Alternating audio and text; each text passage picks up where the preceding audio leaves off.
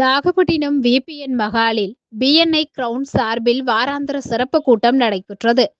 இதில் ரமலான் பண்டிகை முன்னிட்டு சிறப்பு விருந்தினராக நாகூர் தர்கா தலைமை ஆதீனம் டாக்டர் கலிஃபா மஸ்தான் சாகிப் அவர்கள் கலந்து கொண்டு ரமலான் பண்டிகை குறித்து சிறப்புரையாற்றினார். சிறப்பு பேச்சாளராக புதுப்பள்ளி இமாம் முகமது அஷ்ரப் அலி ஃபெய்சி அவர்கள் கலந்து கொண்டு இஸ்லாத்தில் வணிக நெறிமுறைகள் என்ற தலைப்பில் சிறப்புரையாற்றினார். தொடர்ந்து ஏழை எளிய மக்களுக்கு நலத்திட்ட உதவிகள் வழங்கப்பட்டது. இந்நிகழ்வில் நாகை பிஎன்ஐ கிரவுன் நிர்வாகிகள், உறுப்பினர்கள் உள்ளிட்ட பலர் கலந்து கொண்டனர். என்பது திருக்குர்ஆனுடைய வசனம். அந்த அளவிற்கு ஒரு மனிதன் ட்ரஸ்ட்வர்த்தியாக நேர்மை திறத்தோடு நெட்வொர்க் இன்டர்நேஷனலுடைய இது என்ன அப்படின்னா, எல்லாரும் சேர்ந்து இன்றைக்கு வணிகர்கள் எல்லாம் ஒன்று சேர்ந்து ஒவ்வொரு துறையில் உள்ளவர்களும் நாம் எல்லாம் இணைந்து இருக்கிறோம். இதை இஸ்லாமும் சொல்கிறது. நாம் இணைந்து அனைவரும் செயல்பட வேண்டும் என்பதுதான் இஸ்லாத்தினுடைய மார்க்கத்தினுடைய ஒரு கொள்கை. மூலமாகத்தான் வளர முடியும் என்பதும் இஸ்லாம் சொல்லக்கூடிய ஒரு பெரும் கட்டளை. வணிகத்தில் இருக்கக்கூடியது மெயின் என்ன அப்படின்னா, அந்த நேர்மை திறன், ட்ரஸ்ட்வர்த்தி இருக்கக்கூடிய, குறிப்பாக நாம சொல்லக்கூடிய வாக்குறுதிகளை நிறைவேற்றுவது. இத்தனை மணிக்கு இல்லைன்னா இன்னைக்கு நாங்கள் செய்து ப்ராடக்டையோ டெலிவரி செய்யறதையோ ஏதோ ஒன்றை நாம் வாக்குறுதி கொடுத்தால் அதை உடனே அந்த நேரத்திற்கு நிறைவேற்றும். ஒரு மனிதரிடத்திலே சொன்னார்கள், நான் இந்த இடத்துல நிக்கிறேன்னு சொன்னார். ஆனாலும் கூட அந்த இடத்துல அவரு சொன்ன ஆள் மறந்துட்டார். வெயிட் பண்ணுங்க, நான் வந்து சேர்ந்துக்கிறேன்னு சொன்ன நேரத்துல அவர் மறந்துட்டார், சொன்ன விஷயத்தை மறந்து விட்டார். ஆனால் மக்களாக அந்த இடத்திலேயே வெயிட் பண்ணாங்க. அந்த இடத்திலேயே அவருக்காக வேண்டி தாமதித்து காத்திருந்தார்கள். காத்திருக்கின்ற பொழுது யதார்த்தமாக வாக்குறுதி கொடுத்தவர் யார் நான் வருகிறேன் என்று சொன்னாரோ அவர் 2-3 நாட்கள் கழித்து அதே தெருவழியாக வருகின்ற பொழுது நபிகள் நாயகத்தை பார்க்கிறார். அப்பொழுதுதான் அவருக்கு ஞாபகமே வருகிறது, நாம சொல்லிட்டு போனவன் மறந்து விட்டோமே என்று சொல்லி. அப்பொழுதுதான் நபிகள் நாயகம் சொன்னார்கள், 3 நாட்களாக நான் இங்கே உங்களுக்காக வேண்டி காத்திருக்கிறேன் என்று சொன்னார்.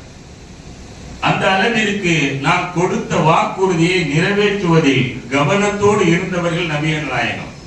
அவர்கள் இந்த உலகத்திற்கு சொல்லும் செய்தி, அவர்களை யாரெல்லாம் பின்பற்ற வேண்டும் என்று நினைக்கிறார்களோ, அவர்கள் குறிப்பிட்ட சார்ந்த ஒரு சமூகத்தை சார்ந்தவர் மட்டுமல்ல, நம்முடைய வாழ்வியலில் அவருடைய வாழ்வை, அவர்களுடைய வாழ்க்கையில் இருக்கக்கூடிய நெறிமுறைகளை யார் வேண்டுமானாலும் பின்பற்றி நடக்க முடியும், நடக்க வேண்டும். அப்படி நடந்தால் அது மனித சமூகத்திற்கு மிகச்சிறந்த ஒரு நன்மையை பெற்றுத்தரும். நாம டைம் மேனேஜ்மெண்டை ஃபாலோ பண்ணுவதற்காக, பின்பற்றுவதற்காக காலையில 7 மணிக்குனா கரெக்டாக நாம் 7 நேர மேலாண்மையோடு இருக்க வேண்டும் என்பதும், கொடுத்த வாக்குறுதிகளை நிறைவேற்ற வேண்டும், அந்த ரெஸ்பான்சிபிலிட்டி இருக்க வேண்டும் என்பதும் மக்களுக்கு இருக்கக்கூடிய, அதிலேயும் குறிப்பாக வணிகர்களுக்கு இருக்கக்கூடிய சோசியல் எண்ணிக்கை அல்ல. லாபம் என்பது நமக்கு வரக்கூடிய வெறும் பொருளாதார எண்ணிக்கை மட்டுமல்ல, உண்மையான லாபம். அதுதான் நமக்கு மிகச்சிறந்த லாபத்தை நமக்கு பெற்றுத்தரும். இந்த நம்பிக்கையை ஊட்டுவதுதான் இஸ்லாத்தினுடைய அடிப்படை நெறிமுறை. வேறு விஷயங்களை மார்க்கம் சொல்கிறது, அதை வணிகர்களும் நீங்களும் பின்பற்றி நடக்கின்றீர்கள். மக்களுக்கும் அதை கொண்டு போய் சேர்ப்பதிலே வணிகர்களுக்கு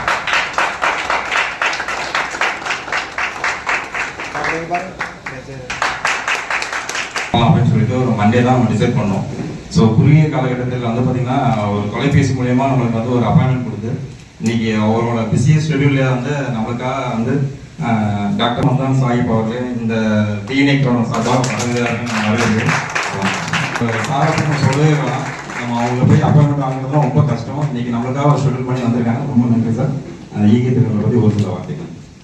கொள்கையமாகிய எல்லாம் வந்த இறைவன் சாந்தியும் சமாதானமும் என்றென்றும் நின்று நிலவட்டுமாக. ஆக்சுவலாக சொல்ல போனால் இது என்ன நிகழ்ச்சின்னு எனக்கு தெரியாது. அவங்க சொன்னதை வந்து ரமலானுக்கு எல்லாருக்கும் நலத்திட்ட உதவி கொடுக்குறாங்க. ஹஜ்ரத் அவங்க பேசினதை வச்சு தான் நான் கேட்குறேன். நலத்திட்ட உதவிகள் கொடுக்குறாங்க. எனக்கு உண்மையிலே சொல்ல போனால் டைம் இல்லை. நான் படுத்ததே வந்து காலையில் 6 மணி. அதுக்காக அல்லாஹ் உங்களுக்கு எப்போவும் நன்மை பார்த்து செய்வான். அதாவது எனக்கு சமீபத்தில் வந்து இந்த டாக்டரேட் அவார்டு கொடுத்தாங்க. அந்த டாக்டரேட் அவார்டு இந்த வயசுல நிறைய டாக்டரேட் வாங்கியிருக்கேன், 2-3 வாங்கிட்டேன். அந்த டாக்டரேட் அவார்டில் வந்து நான் டாக்டரேட் அவார்டு வாங்குறதுக்காக போகல. நான் ஒரு இடத்துல மக்களை சந்திக்கும் பொழுது ஊட்டியில் வந்து இந்த டாக்டரேட் நடத்துகிறவங்க வந்து பார்த்தாங்க. பார்த்துட்டு இந்த மாதிரி நீங்கள் வந்து டாக்டரேட்டுக்கு வந்து தலைமை தாங்கணும்னு சொல்லிட்டு சீஃப் கெஸ்ட்டாக வரணும்னு சொல்லிட்டு சொன்னாங்க. நான் சொன்னேன், இது ஸ்பிரிச்சுவலுக்கும் இந்த டாக்டரேட் இதுக்கும் சம்மந்தமே இல்லை, என்ன எதுக்கு அந்த இடத்துல கூப்பிடுறீங்க? ஏன்னா அந்த டாக்டரேட்டுடைய ரிட்டையர்டு ஜட்ஜி, ரிட்டையர்டு ஐஏஎஸ், ஐபிஎஸ் எல்லாம் வந்து அவங்களுடைய டிகிரியை பார்த்தீங்கன்னா 1 கிலோமீட்டருக்கு இருக்கு. அவ்வளோ டிகிரி, அவ்வளோ பெரிய ஆட்களாக எல்லாருமே வந்திருக்காங்க. அந்த இடத்துல என்ன எதுக்கு கூப்பிடுறீங்கன்னு சொல்றேன். இல்லை ஜி, நீங்கள் ஒரு ஸ்பிரிச்சுவல் ஏற்றதுனால கண்டிப்பாக ஒரு பிளஸிங்காக வரணும்னு சொல்லிட்டு சொன்னாங்க. அதே மாதிரி கோயம்புத்தூர் அழைச்சி அந்த இதுக்கு போக சொல்ல சீஃப் கெஸ்ட்டு தனியாக உட்கார வச்சுட்டாங்களே.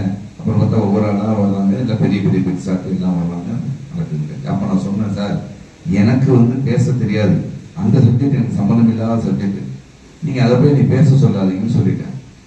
சரி சார் வந்தா நீங்கள் பொண்ணு சொன்னாங்க. அந்த மாதிரி வந்தாச்சு, உட்காந்து வச்சு வந்தோன்னா திரும்ப திரும்ப வந்துருது நிகழ்ச்சி எடுத்துட்டு வரோம். உன்னைய மதிக்க என்னையும் மிதிக்கிறாங்கன்னு சொல்லிட்டு சொன்னிச்சான். அதுக்கு அந்த சிலை சொன்னிச்சான், உன்னைய படியா செய்யறதுக்கு 2 தட்டு தட்டினோம்னா நீ படியா சப்பையா டைல்ஸ் மாதிரி பல நீ 2 அடி அடிச்சோன்னா படியாயிட்டா, என்னைய சிலையா செதுக்கிறதுக்கு கண்ணு, மூக்கு, வாய், காதுன்னு செதுக்குன்னு செதுக்கலாம். அந்த அவ்வளோ வழியை தாங்க நல்ல, அதனால தான் என்னை மதிக்கிறாங்க, உன்னை மிதிக்கிறாங்கன்னு சொன்னிச்சான். வாழ்க்கையில நம்ம எவ்வளோ வழியை தாங்குறோமோ அந்த அளவுக்கு நம்ம மதிக்கப்படுவோம். அதனால எல்லாம் ஒற்றுமையா இருந்து ஏதோ ஒரு நல்ல நோக்கத்துக்காக இங்க எல்லாரும் ஒன்று செஞ்சீங்க. இந்த நோக்கத்தை எல்லாம் இல்லை, அதாவது ஒரு சின்ன ஒரு செய்தி, இது நோம்புடைய காலம், அதுதான் நினைச்சுக்குவோம். அதுக்காக இந்த நோம்பு கிடையாது. இப்போ நான் வந்து இப்போ எத்தனை பேர் இப்போ நான் தொழுகிறேன், ஓதுறேன், இந்த வணக்க வழிபாடுகள் அந்த அந்த இதில் இருக்கிற வாசி நல்லா கரெக்டாக செய்கிறேன். ஆனால் அதை கரெக்டாக செய்யாத நிறைய நபர்கள் இருக்காங்கல்ல, நோம்புக்காக மட்டும் தொழுவாங்க, நோம்புக்காக மட்டும் ஒழுக்கமாக இருப்பாங்க, மற்ற நேரத்தில் ஒன்றும் ஓத மாட்டாங்க, தொழுவ மாட்டாங்க. அப்படி இருக்கிற அவங்க கூட சில பேர் குடிக்கிறவங்க கூட நோம்புல குடிக்கிறது இல்லை. ஏன்? அந்த நோம்புடைய கண்ணியத்தை குலைக்கக்கூடாது. அதே நேரத்தில் தொழுவாதவங்க கூட அந்த நேரத்தில் தொழுவாதவங்க கூட தொழுகிறாங்க. சில பேர் தொழுவ கூட மாட்டேங்கிறாங்க, நோம்பு பிடிக்கிறாங்க. நல்லா கவனிக்கணும். நல்லா என்னது நோம்பு பிடிக்கிறாங்க. நோம்பு பிடிக்கிறவங்கள இந்த பாத்ரூம் போய் இந்த பக்கத்தில் போய் இந்த பைப்பில் தண்ணி குடிச்சா முடிச்சு அவங்களுக்கு தெரியாது. இங்கே குடிச்சா தான் உங்களுக்கு தெரியும். நான் அப்படியே அந்த சைடில் போய் இந்த பைப்பில் போய் நான் தண்ணி குடிச்சா தெரியாது. ஆனால் அப்படி கூட யாருமே தண்ணி குடிக்கிறது இல்லை. எவ்வளோ பெரிய கொடூரமான கெட்டவங்க கூட அந்த தண்ணியை குடிக்கிறது இல்லை. குடிக்கிறதுக்கு வாய்ப்புகள் கிடைச்சும் அந்த தண்ணியை குடிக்கிறது இல்லை. ஏண்டா? இறைவன் பார்க்கிறான், இறைவன் எங்க இருந்தாலும் பார்த்துக்கிட்டு இருக்கிறாங்கிற இந்த இறை அச்சம் வருதுல, அந்த இறை அச்சத்தை தருவது தான் இந்த ரமலான். எல்லாம் நினைச்சுட்டு பசித்து இருக்காங்க, ஏழைகளுக்கு வந்து பசிய, பணக்காரவங்க பசியை உணர்றதுக்காக இந்த நோம்பு சொல்லுவாங்க. அப்படி கிடையாது. இறைவன் பார்த்து கொண்டு இருக்கிறாங்கிறத பேர் உணர்வு, இறையச்சம் எல்லாருக்கும் எது மூலியமா வருதுன்னா இந்த நோம்பின் மூலியமா தான் வருது. அதனாலதான் இந்த நோம்பு மாதத்துக்கு ஒரு தனி கண்ணியம். அதெல்லாம திருமறையான் குரான் வேதம் அருளப்பட்ட மாதம் வந்து இந்த நோம்புடைய மாதம். அதில் இந்த ரமலான்னு சொல்லுவாங்க, எல்லாரும் கேள்விப்பட்டிருப்பீங்க. ரமலான்ல நோக்கக்கூடிய நோன்பு, விரதத்துக்கு பேர் நோன்பு, அந்த மாதத்துக்கு பேர் ரமலான். ரமலான்னு சொன்னாக்க ரமல் என்று சொன்னால் எரித்தல் என்று அர்த்தம். எரித்தல்னா பாவங்களை, கொடூரமான பாவங்களை எரித்து பொசுக்கக்கூடிய மாதமாக இது இருக்கிறது. இந்த புனிதமான மாதத்துல நம்ம எல்லாரையும் இறைவன் ஒன்று சேர்த்து இந்த நல்ல நிகழ்வுகளை என்னையும் பங்கெடுக்க அந்த வாய்ப்பு கொடுத்த உங்க அனைவருக்கும் நன்றி சொல்லி விடைபெறுகிறேன். அஸ்ஸலாமு அலைக்கும். நபிகள் நாயகத்துடன் 34வது தலைமுறை, நாகூர் 11வது தலைமுறை. உண்மையிலே அவங்க அப்பா பிறந்த நாளுக்கு அவங்க கிஃப்டப்ப சொன்னாங்க, you R A blessed man. உண்மையிலே சொல்றோம், வி ஆர் பிளஸ்டு. நாங்கள் தான் அருமையான பேச்சு. அவரும் நம்ம நாகூர்ல இருந்து வந்தவங்களும் 16வது அத்தியாயம் 256வது பாடல், அழகர் என்றால் சரியாக அழகர் அப்படிங்கிற சொல்லி வணிகத்தை பற்றி பேசியிருக்கிறீங்க.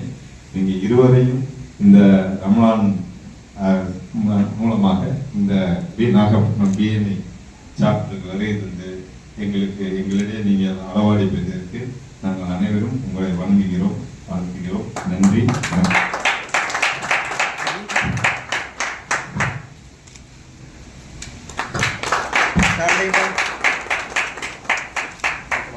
சேர்ந்து இல்லைங்க அப்படி அப்படிங்க பாருங்க. நான் கொஞ்சம் போயிட்டு வந்துடுறேன். ஓகே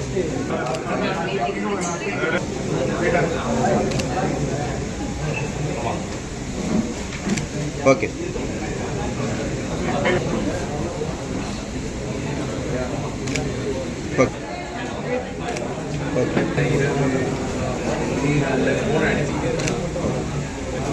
சார் அப்படிங்க பாருங்க.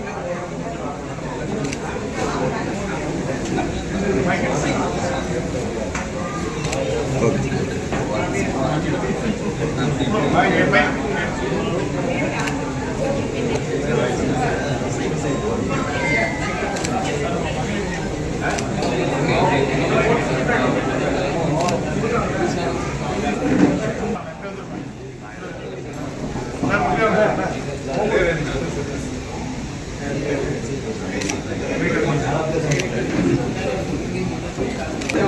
சரிங்க பாருங்க.